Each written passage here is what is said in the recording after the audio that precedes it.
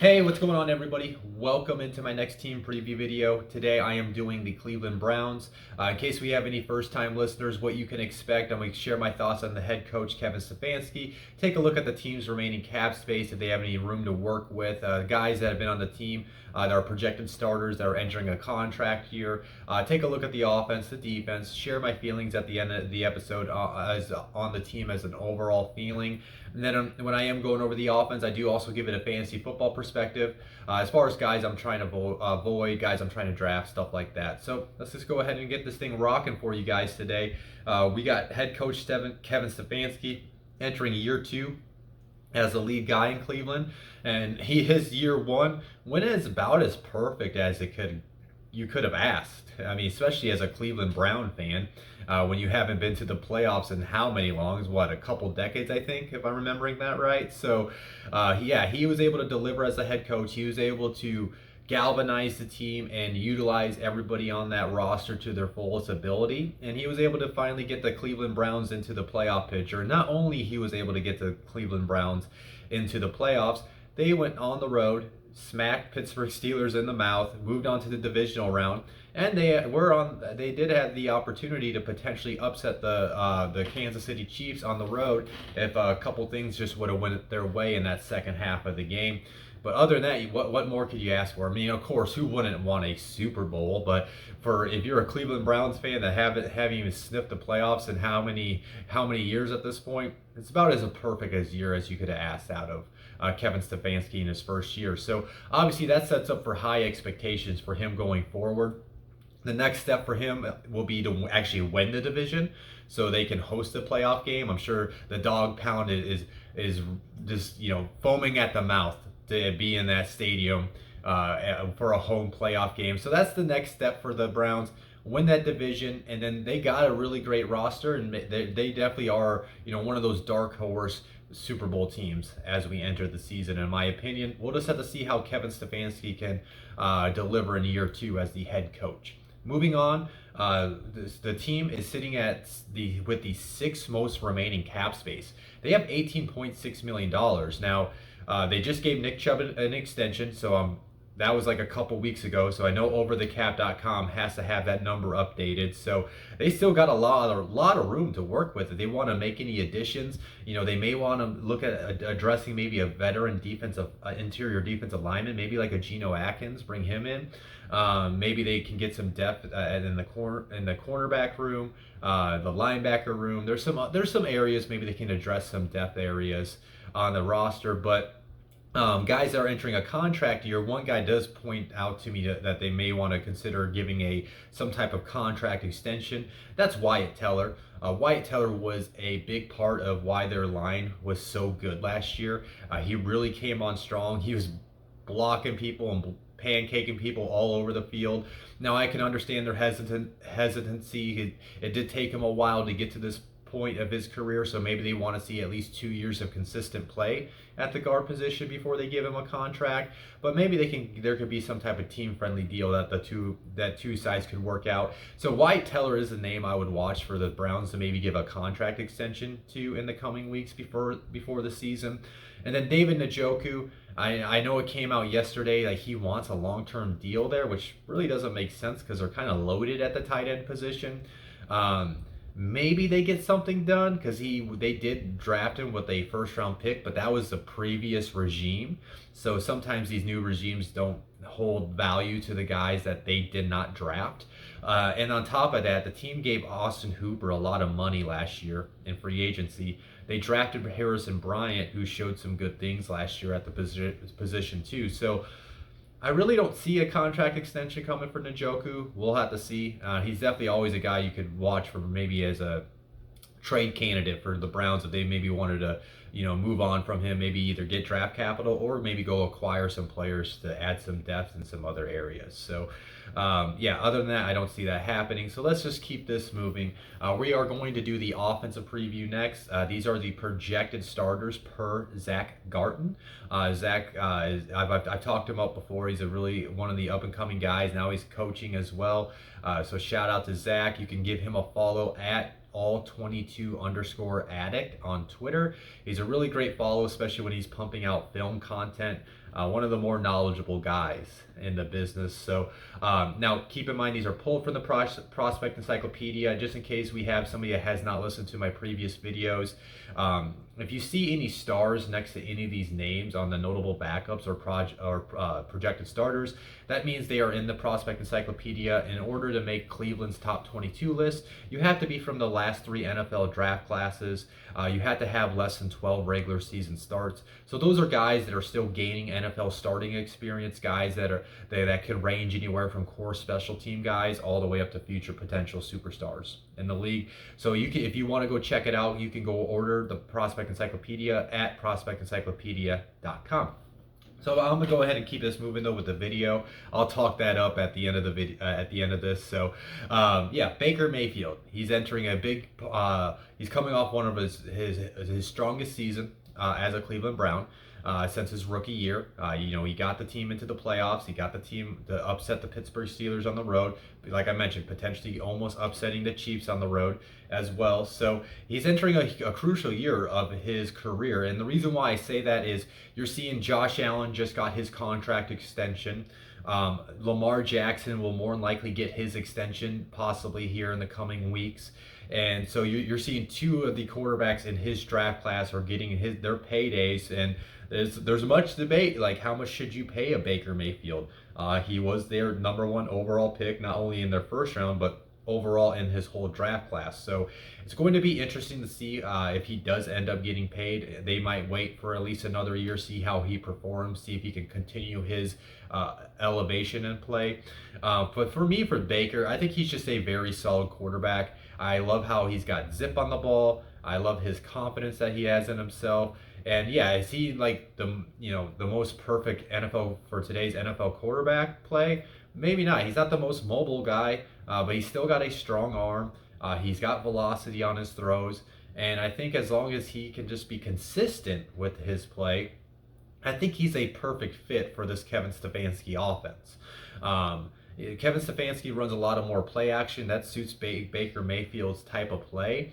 And to me, he's like an upper end Kirk Cousins. Kirk Cousins has been a very productive quarterback throughout his career, and I think Baker Mayfield is slightly better than what Kirk is. So I like Baker Mayfield, and I think he's going to deliver for the Browns this year. Now, taking some look at the stats, everybody that has watched previous videos do know that I pull up these stats that I've collected from the last 3 seasons. I like to collect things from a little 3-season short sample size. Gives you an idea who's been the most productive players over the last 3 years. Baker did pop up on 3 of the stats for me. He's tied for the 5th most comebacks since 2018. He's tied for the 5th most game-winning drives, and he's got the 10th most passing touchdowns since 2018. So he's been getting up there as late as being like a top 15 quarterback in this league. Now, as far as like a fantasy aspect, as much as I do like Baker, I like enjoying watching him play the game. I kind of steer away from him in fantasy just because this is more of a run-oriented offense that's developed, that's more focused on getting the ball to Nick Chubb and Kareem Hunt as much as they can, and then opening things up in the pass when they need to. So he's kind of more of a, I want to say, inconsistent fantasy football player, because I think he can be consistent. I just don't think he's going to get you a lot of fantasy points because of the offense he's in. Now, on any given week, if the matchup's right, if you think they're going to be in a shootout with a team like the Chiefs, yeah, maybe you play him because he's going to have to produce. But if they're playing a bad team with a bad defense, no, they're probably going to run all over that team, and you probably don't want to play Baker that week. So he's just more of a streamable quarterback at this point in fantasy. And then just keep it moving to the running backs. They definitely have the best 1-2 punch in the running back room between Nick Chubb and Kareem Hunt. Both these guys have been highly productive over the last 3 years. I love Nick Chubb. Basically, Derrick Henry, Nick Chubb, and Jonathan Taylor are the last of the Mohicans at the running back position. They're about as traditional running back. We're going to line up. We're going to ground and pound you to death with those type of players. And Nick Chubb is, he definitely deserved his contract extension that he just got. Taking a look at him since 2018, he's got the most rushing yards per attempt. He's got the 3rd most rushing yards. He's got the 4th most rushing yards per game, the 6th most rushing touchdowns. Now, all 4 of those stats, of course, are among running backs, and then these 2 stats are among all skill position players. He's got the 7th most scrimmage yards, and he's got the 10th most total touchdowns. So he's a highly productive back. I love watching him play. He'll truck stick somebody. He's got the speed to outrun linebackers and safeties. So he's just a very, very good NFL running back. Now, in terms of fantasy, his ceiling's capped because of Kareem Hunt. Kareem Hunt kind of has got more of the receiving back. He'll take handoffs for sure and take his rushes, but because Nick Chubb's not utilized as much as you want to see in their passing attack, that's why Nick Chubb's more of if I can get him in the 2nd round, awesome. If I can get Nick Chubb in the 2nd round, awesome. I kind of just slightly lean towards staying away from it in the 1st round because I think 1st round running backs should be getting get a lot of their volume balanced through rushing and their receiving ability, especially in PPR leagues. But if it's a non-PPR league, take Nick Chubb all day in the 1st round. But yeah, I think Nick Chubb's going to continue his dominance on the ground for them. And then taking a look at Kareem Hunt, his counterpart, since 2018, he's actually one of 9 running backs that have averaged 50 plus rushing yards per game and 25 plus receiving yards per game. He's tied for the most receiving touchdowns. He has the 2nd most yards per reception, and he's tied for the 7th most receiving yards per game. So that's how Kareem Hunt is getting his money's worth in Cleveland right now. Is he's being utilized in that receiving role, and he's thriving at it. He's a really good receiving back. If anything ever happens to Nick Chubb, you think like, oh, I got an RB2, RB1 on my roster. He's even been able to be used as a flex because even if like Nick Chubb's fully healthy, if they're facing a team with a bad defense, Kareem Hunt's probably going to have a good day alongside of Nick Chubb. So those are the weeks that you can play Kareem Hunt. I view him right now more of like if I can get him on my bench, maybe it's like a flex kind of mini flex play, just depending on the matchup. I would rather have him on my bench, and he's definitely the best premium handcuff you can own in fantasy football in case anything were to happen to Nick Chubb. But yeah, I think highly of those 2. I think they're the best 1-2 punch in the league as far as backfields are concerned. And then we'll keep it moving to the wide receiver position. I really like what their wide receiver group can bring. Obviously, the star of the group is Odell Beckham Jr., but we have not really seen Odell. He seems like he's constantly being hurt over these last few years. That's why you didn't see him pop up on any of the stats I've been collecting. But because of that, he is falling in drafts. You can get him in like that 4th to 5th round range. Whenever I've been doing mock drafts, I find myself pulling the trigger because if Odell can be Odell this year and he can finally stay healthy, you got a wide receiver 1 that you drafted in the 4th or 5th round. I still think highly of Odell and his talent. It's just that it's like, hey man, it feels like this is the year. It's like either you're going to stay healthy for all 17 games this year, or it's just like, all right, this is who Odell is at this point. Tons of potential, but seems like he's just dealing with injuries year in and year out. Jarvis Landry, he's kind of on a long streak right now with getting a reception. He's got 110 games in a row of at least 1 reception. That's tied for the 5th longest active streak. He's a guy to me. He's a PPR machine. He's a guy if you want somebody that are going to get a bunch of targets and receptions to stack up those points. Jarvis Landry is your guy. I do think he's kind of getting up there where I don't think his level of play is going to get any better. He is just what he is. He has a very low ceiling as a fantasy player, but he's very solid in what he does for that Cleveland team. And, he's a guy where I'm trying to I used to be able to think of him more as a guy I talked this up in my previous videos for how I try to structure my team, my wide receivers. Usually I play in leagues that have 3 wide receiver starting spots. I try to have one guy in those starting spots that I know that's going to get peppered with receptions. Might not get a lot of yards, but he's going to get a lot of receptions. Jarvis Landry has always been that dude for me. I just wonder if that time is coming to an end sooner than later. So I'm kind of hoping maybe I can get Jarvis on my bench this year and see how he plays this year, because he's kind of been dealing with some injuries as well, being in and out of the lineup. So you can't count on him like you have in the past. I think Rashard Higgins is a very good, solid wide receiver. I think all three of them are pretty good to have out there for Baker to spread the ball to. And the guy to watch, though, for me is Donovan Peoples-Jones. I was high on him coming out of Michigan. I was betting on his athleticism. He flashed some really good things last year when he was getting more playing time after Odell came out of the lineup. I think he's going to be used in the rotation more this year. It sounds like he's having a strong camp. And if anything were to happen to Odell Beckham, you want to go own Donovan Peoples-Jones as right away. So just keep that in mind. If anything were to happen to Odell, go pick up Donovan Peoples-Jones. And then moving on to their tight end position. Their tight end position is really deep. I already kind of talked about it earlier with David Njoku, with him entering a contract year. Austin Hooper, let's just take a look at him. He was one of their big free agent signings, and I thought he brought a lot to the team last year. Now, was he highly as productive in the receiving game for the Browns like he was for Atlanta? Not really much, but you saw his blocking ability really help blossom that rushing attack for Cleveland. But taking a look at his production since 2018, he's got the 4th most receptions. Now, let me mention this really quick. These are among tight ends only. He's got the 4th most receptions, the 5th most receiving yards, the 5th most fantasy football points per game, tied for the 6th most receiving touchdowns, and the 8th most receiving yards per game. To me, though, he's more of a tight end 2. I don't view him as even a borderline tight end 1, just because what I mentioned earlier about like not trusting Baker as a fantasy quarterback is kind of how I view Austin Hooper. They're going to be more of a run-heavy offense. If they do go to passing attack, they got Odell. They got Jarvis Landry. Higgins is going to get his fair share. I think Donovan Peoples-Jones is going to get his fair share. And then they also got David Njoku, who will work in the receiving ability, and Harrison Bryant as well. So I just wonder if he'll be consistent as a fantasy tight end. So that's why I'm kind of staying off of Hooper in fantasy, but I still like him as a tight end in the league.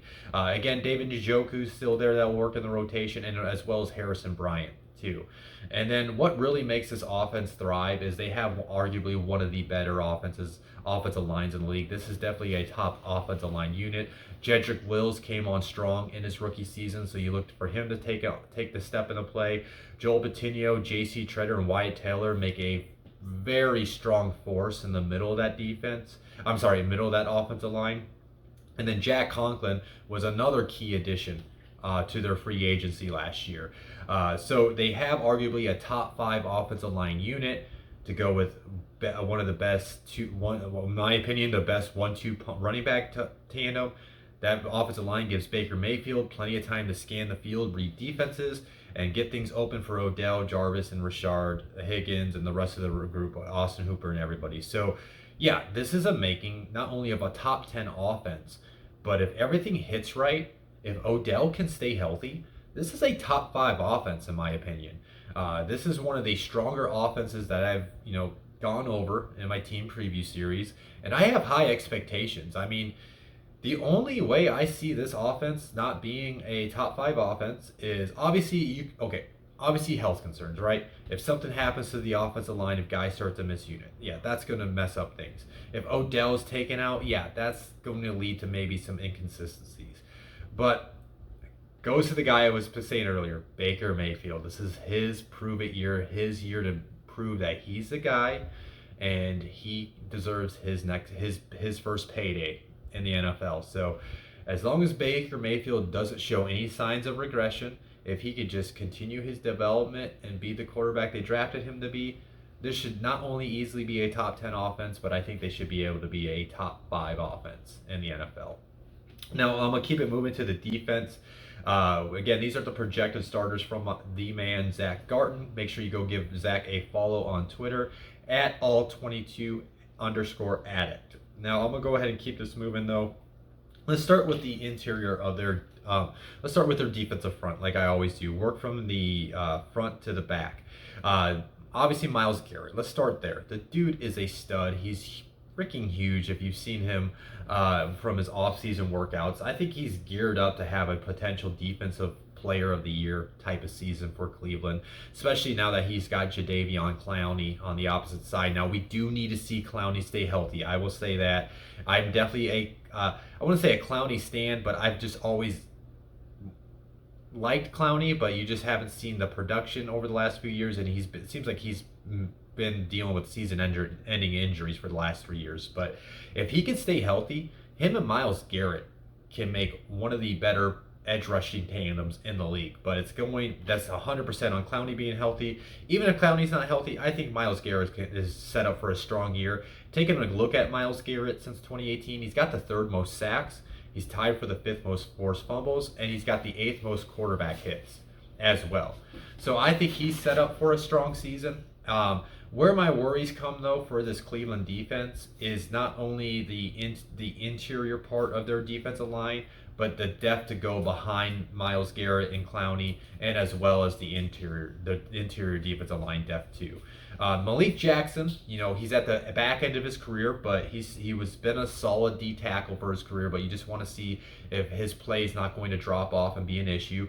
And we don't know where Andrew Billings is. They signed him last year, and then he ended up opting out of the season. So we'll have to see how those two can form a nice little tandem. And then behind those guys and behind Garrett and the edge, it's all a bunch of youth. As you can see over there on the notable backups, a bunch of stars next to those names. That means they have less than 12 regular season starts, and they're from the last 3 draft classes. Like I mentioned, that's one of your qualifiers for the Prospect Encyclopedia. So yeah, I mean, I like some names on there. I like Jordan Elliott. I liked what I saw from him coming on Notre Dame. Marvin Wilson was once a highly thought draft prospect who went undrafted this past year. Maybe he can somehow turn things around. Porter Gustin and Curtis Weaver maybe can develop into nice rotational pieces coming off the edge as pass rushers, but we'll have to see.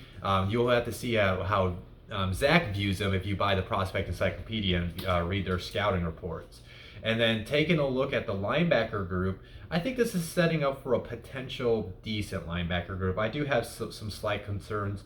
Sion Takitaki, I think he came on really good last year. He's pretty solid in coverage. Andrew Walker, I was very sad. As you can see, I got a cold sign next to me. I was very sad to see him leave. He's been a very underrated linebacker in the league, and I think he was a sneaky quiet addition for this linebacker group in Cleveland, especially now that they lost Jacob Harris with a torn Achilles that came out yesterday. So he's going to have to step up his play and continue playing like he has over the last 3 years. And the guy I'm really excited about is Jeremiah Owusu-Koramoah. He's kind of like a linebacker safety kind of hybrid type of player. I think they're going to utilize him and use him all over within their defensive scheme.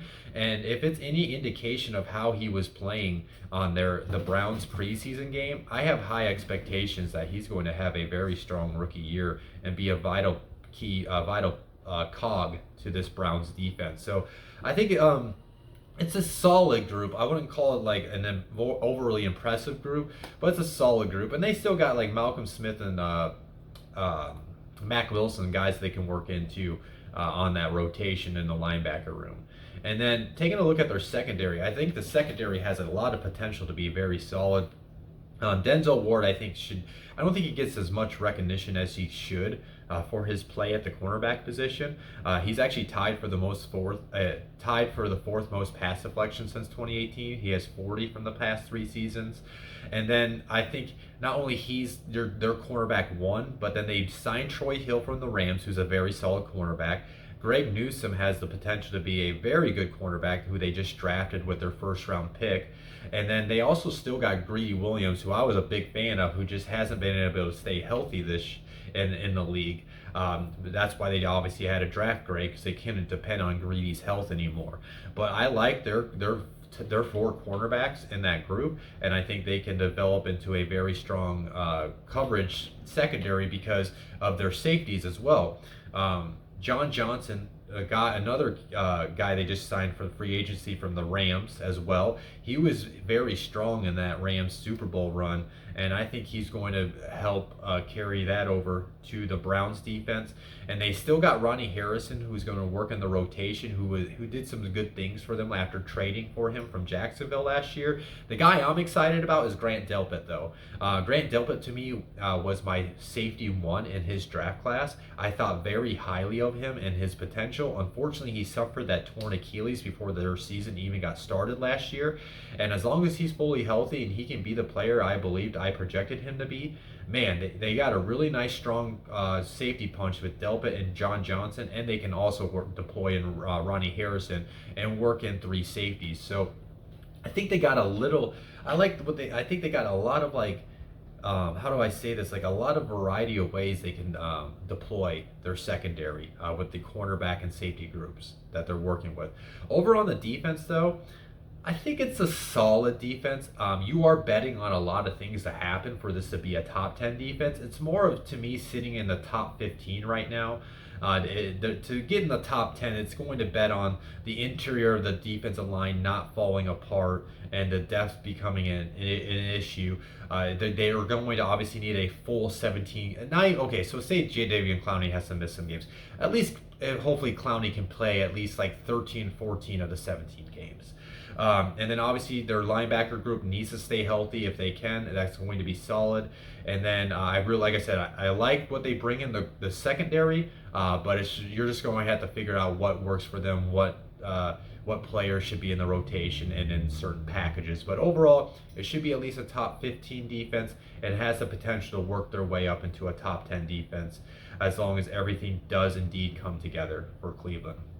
And now overall for the Browns, because of how highly I think their offense can be, with a top potential being a top 5 offense, I have high expectations for the Browns.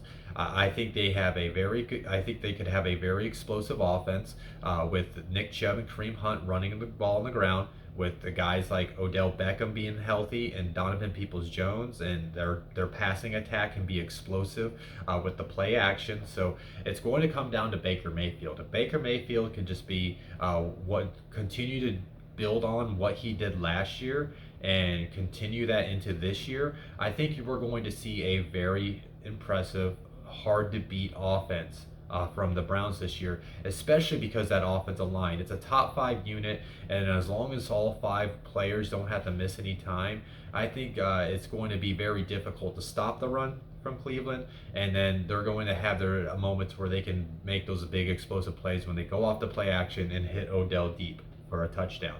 Now their defense, though, that's also going to be a vital part. They have a lot of potential to be good.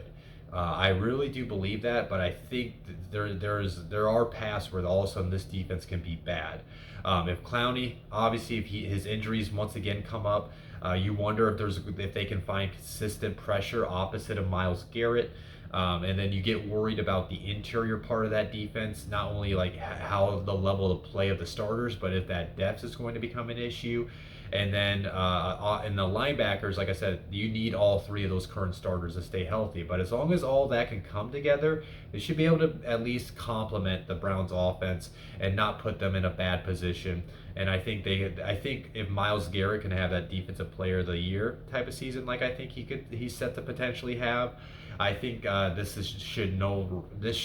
season for no reason should not end in at least getting into the playoffs, and then they could potentially go on a deep postseason run.